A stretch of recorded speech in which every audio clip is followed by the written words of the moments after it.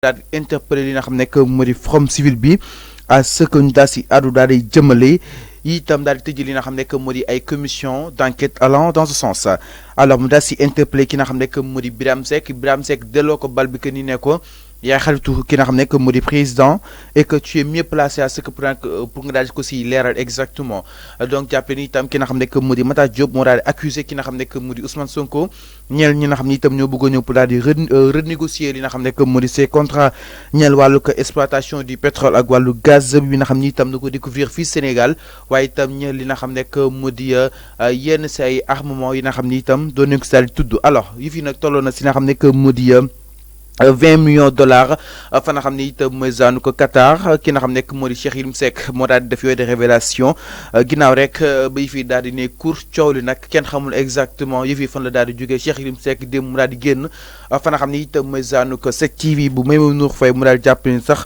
yëf yi mu daal di ñëw reconforter ki nga xam nekk moo di teesu Matar Diop mu daal di ko si xamal sax ni yëf yi 20 millions la.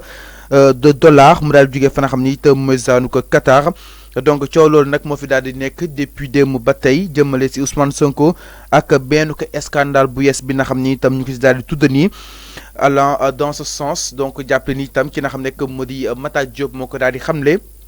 mu daal di nekk benn député fa nga xam ni itam mooy zaanu ko benn bokk yaakaar mu daal di koy xam devant les parlementaires jàpp ni ki nga xam nekk moo di Ousmane Sonko dalal na maanaam Ousmane Sonko a reçu des fonds des bailleurs intéressés pour une remise en question des contrats sur l'exploitation du pétrole et du gaz ma ni ko ñu ne xaalis boobu Ousmane Sonko da ko daal di encaissé jëmale si wàllu pétrole bi ak wàllu gaz bi te itam encaissement bi toll na si 20 millions de dollars yi nga xam ni itam tudd nañ ko si mu daal jógee fa nga xam ni itam mooy zaanu ko Qatar ki nga xam nekk moo di Cheikh Yérim Seck moo dem ba joxe li nga xam nekk moo di somme bi waaye ki nga xam nekk moo di le député Matar Diop benn bokk yaakaar dafa daal taxaw exactement si nga xam nekk moo di si fee bi nag mooy boobu dañ nga xam nekk moo di contrat nag Sonko jot na encaissé li nga xam nekk moo di bailleurs yi en tout cas mu nekk fonds yi nga xam ni itam jóge na fa nga xam ni itam mooy zaanu Qatar du ne loo xam ni itam peut-être danga koy daal di affirmer mais selon ki nga xam nekk moo di Cheikh Yérim Seck moo daal def yooyu da li nga xam nekk moo di révélation des na ko yaatal si nu mu gën a yaatu exactement par rapport ak benn scandale bi nga xam ni itam ñu si daal di dégg ki nga xam nekk moo di Ousmane Sonko alors avant tout d'abord alors Ousmane Sonko ñu ne jot na li nga xam nekk moo di dalal les bailleurs yi nga xam ni itam ñoo daal di intéressé wu si pétrole ak gaz bi nga xam ni itam mooy am fii si réew mi maanaam bi ñu fi daal découvrir exactement alors dem neen sax ba ñuy xamal que ni ki nga xam nekk moo di Ousmane Sonko jot na li nga xam nekk moo di fond bi balaa ñoo ñëw Cheikh Yérim Seck ak 20 millions de dollars yi nga xam ni itam xam leen na ko si mais tout d'abord nekk na daal di gisee li nga xam nekk moo di taxawaayu ki nga xam nekk moo di le député Matar Diop dem ba souligner que ni Ousmane Sonko jël na fonds bailleurs yi nga xam ni itam ñeel na pétrole bi ak wàllu gaz bi maanaam ñi si intéressé wu Sonko jot na déjà li nga xam nekk moo di fonds yi. tu sais dama lay wax benn affaire bu simple le député Matar Diop il est à l'hémicycle député la moo tax mën na bu taxawee à l'hémicycle mën naa wax lu ko ne en sachant que Ousmane Sonko bu ko porter plainte pour diffamation il faut que ñu lever seule l'immunité parlementaire te xam na ni que les députés de Benno Bokk Yaakaar actuellement Pastef n'est pas majoritaire pour ñu gagner pour mu immunité parlementaire daal di sauter moo tax il se permet de dire n'importe quoi maintenant ce que je n'accepte pas loolu nangu li ma dul nangu mooy maanaam ay ñu mel ni Cheikh Yérim Seck di wax ci affaire bi mel ni ñoom dañoo gis lu leen wër mais regardez c'est l'incohérence Serigne Fallou nañuy waxtaan tuuti ci affaire bi du dañu ne bailleurs yi dañu ñëw waxtaan ak Ousmane Sonko renégocier sur les contrats pétroliers mais Ousmane Sonko en tant que candidat et un chef de parti comment il peut négocier des contrats pétroliers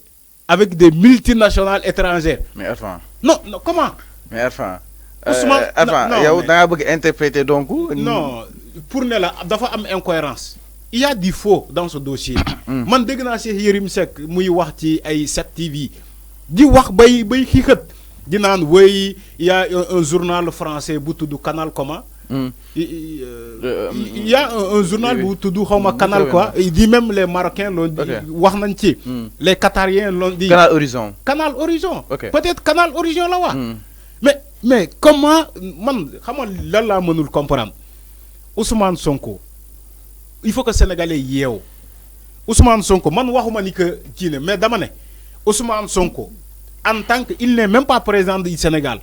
Comment il peut négocier lan la mën a négocier ay contrats pétroliers. Mais est-ce que avec des multinationales étrangères. Mais dañuy poser ay questions est-ce que ñooñu peut-être gisuñu si moom un futur président. Non, c'est pas comme ça que ça se fait. Comme négocier contrat pétrolier, c'est très dangereux. C'est très dangereux. C'est très dangereux. 20 millions de dollars. Xam naa dinañ ko traduire c'est comme 20 millions de dollars. Si nakul xaalis caaxaan la. OK. Maintenant, xam nga pour ma wax la tuuti ci renégociation des contrats pétroliers. Xam nga comment ça se passe? C'est pas un chef de l'opposition qui peut négocier des contrats pétroliers avec des multinationales étrangères. C'est pas possible. Mënul nekk. Lu melni président de la République mo meuna renégocier les contrats. Té président de la République du mom kessé cundum. Du mom kessé cundum. Dans une république, dans un pays démocratique, régi par des lois, même le président de la République, avec sa souveraineté, avec l'institution qu'il incarne, à lui seul, il peut pas renégocier, il peut pas négocier les contrats pétroliers du Sénégal. Mënu ko négocier. Manam même si président Macky Sall ça day jaar Assemblée nationale. Contrat yoy day jaar Assemblée nationale. Mais ngeen ne Ousmane Sonko oui dafa négocier ay contrats pétroliers avec des multinationales qatariens, mom Qatar la wax, qatarien.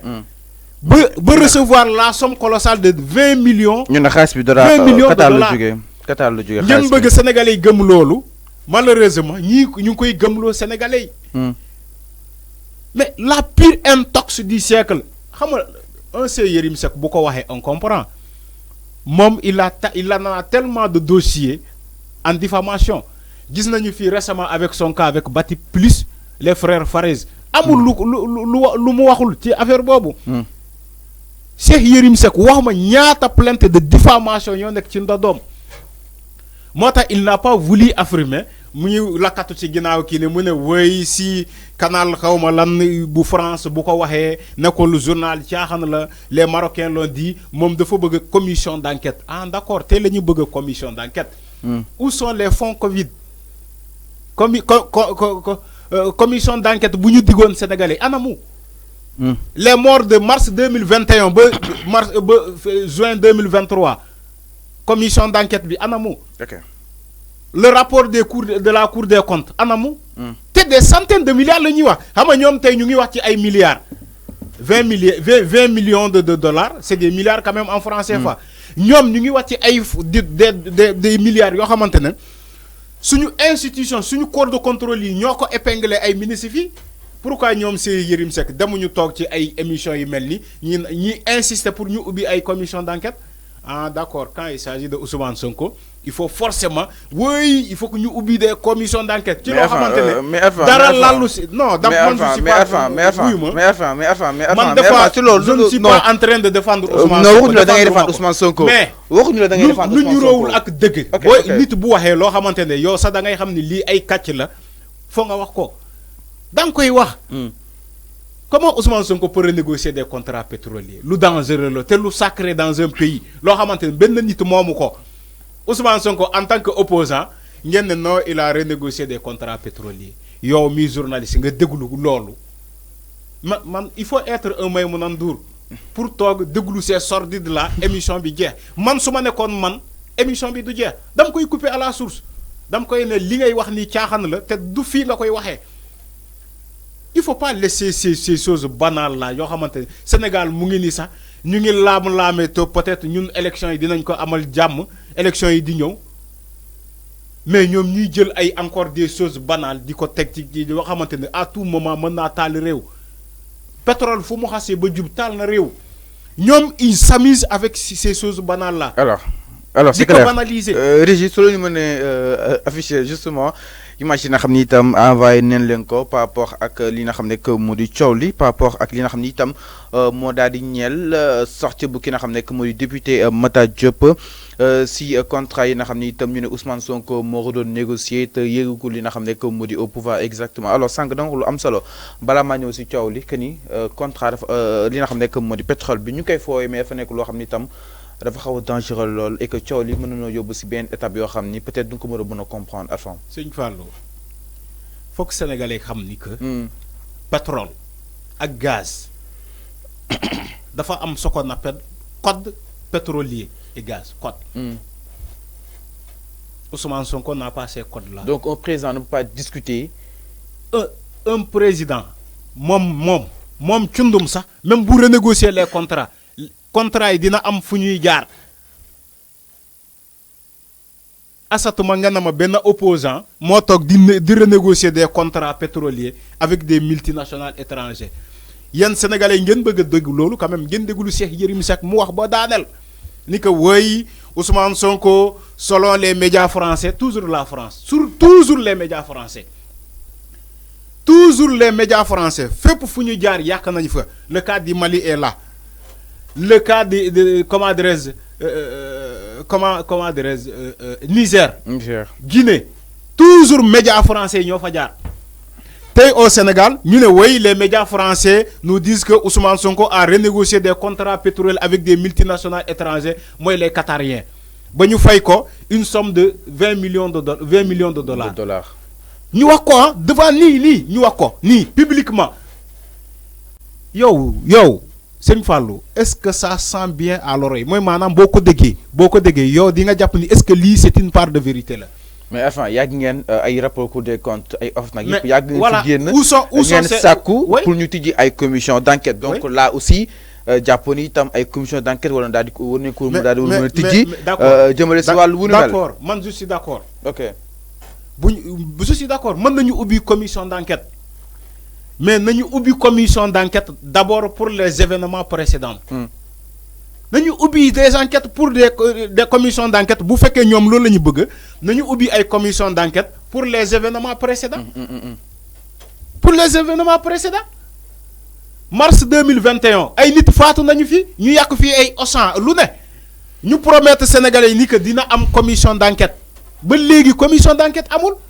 ñoom Cheikh Yérim Seck nii taxawuñu ci média di insister pour commission d'enquête am sur les morts de mars de 2021 ba juin 2023 ñoom Madiambal Diagne ñii di tëli ñoom Serigne Yérim Seck. insister wul pour ñu ubbi ay commission d'enquête. mais est-ce que jàppoon ni cas bii gën a diis. parce que cas bii là on parle de notre souveraineté. sur le cas bii moo gën a diis ay morts. yow donte benn bakkan sa bu faatu moo gën a yow yaa ko wax. je parle rapport yow yaa ko wax devant sénégalais yi. non je parle rapport Cour des comptes yi mais pas si ëmmët yi. mais pas si ëmmët yi quand même. rapport Cour des comptes lan la du xaalis du des centaines de milliards détournés ñiy wax sa ay 1000 milliards détournés ñu épinglé plus de 11 ministres wala 9 ministres yow nga ne woy l'affaire de Ousmane Sonko aussi banale.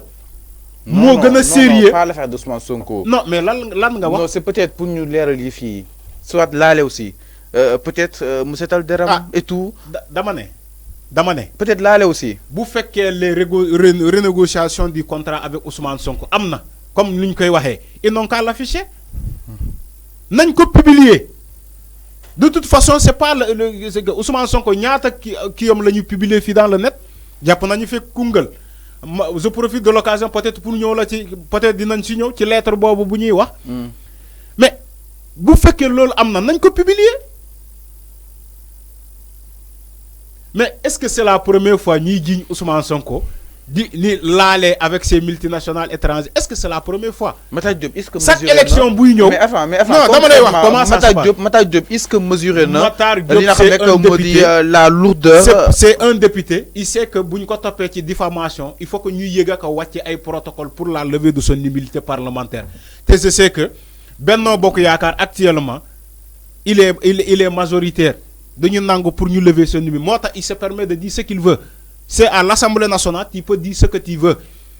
Mais sans le prouver, c'est aussi grave dans ce pays. Tu dis n'importe quoi sans le prouver, c'est aussi grave. c'est aussi grave. Parce que ñoom dañoo jàpp ni que lu waay teg ci ndond Ousmane Sonko jaadu na. lu waay teg ci ndond Ousmane Sonko jaadu na. ñoom loolu la ñu am lecture boobu la ñu am. Ousmane Sonko c'est pas la première fois ñu ngi koy jiiñ fii ak élection bu jubee foog mu am dara kii bu bees bu ñuy teg ci kawam. Même malgré il est en prison foog ñu invite non attends les élections de 2019 ils ont créé quoi lan la ñu créé woon avec Ousmane Sonko ni que ñan ñoo ko financé woon yan lëbbi ñoo ko financé woon non waxal. élection de 2019 balaa boobu Arfan waxal soo ko xamee. ñu ne Ousmane Sonko il a été financé par quel lëbbi ay lëbbi yan ñoo ko financé les islamistes.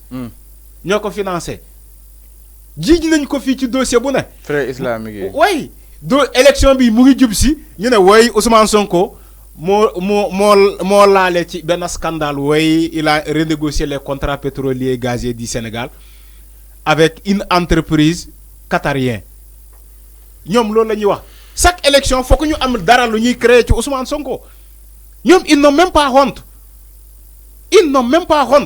dañuy créer benn affaire ça n'aboutit pas. ñoom duñ ko topp après ñu bàyyi ko ñu ñëwaat ci beneen dossier il faut aller à bout et laisser de leurrer les Sénégalais ñoom c'est des manipulateurs xam nga nee naa la fii démb il y a un journaliste de Walfadjri qui boo xamante ne da leen di tuddee les communicants du pouvoir moom loolu la leen di nommer les communicants du pouvoir les Cheikh Yérim Seck sont des communicants du pouvoir. les Madiambal Diagne c'est des